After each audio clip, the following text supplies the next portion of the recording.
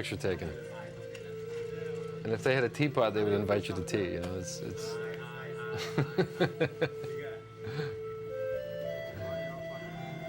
They're such nice people.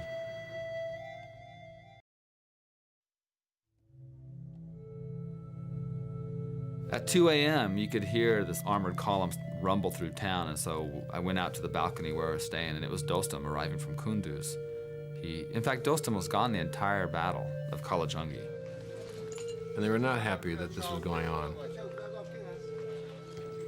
That's Dustom as most people know him, you know, with the big Attila the Hun look. That's Span's pickup. Michael Span's pickup from the first day.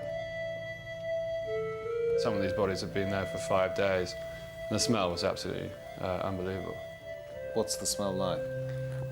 I guess a combination of sort of stale milk, cheese, stink of excreta, really.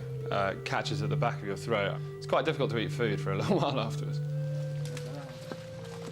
There was so much shooting that all the branches had fallen off and covered the ground like a carpet. 3 health officials started making their way down the stairs of the Pink House to go into the cell complex below, and they were shot. 1 never returned.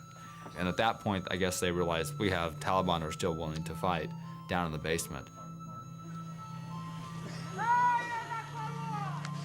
The reason he showed up was to actually bring the mullahs there and to say, look what your people have done. And then hopefully to get them to call up the remaining fighters that were still in the bunker. He was most upset because their people had shown such discourtesy. So on the big picture, he did the right thing, but they had absolutely no way of dealing with this uprising.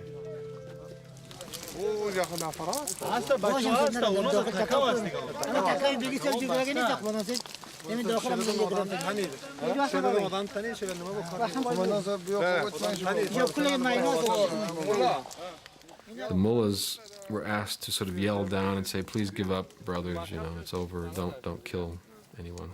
And what was the response? True to the Talib tradition, they said, no, we don't know those people, so they didn't bother. He was disappointed, obviously, because his deal had gone sour, but he was really enraged. And he tried to say, you know, I don't understand why they did this, because we offered them food, we offered them a deal, and they didn't respect their deal, but you could tell that inside himself, he was really, really mad. When I interviewed them, they were just really unrepentant about anything. They just said, we fought for an idea, and we didn't win. It's as simple as that. And that was basically how they summed up the whole Talib movement.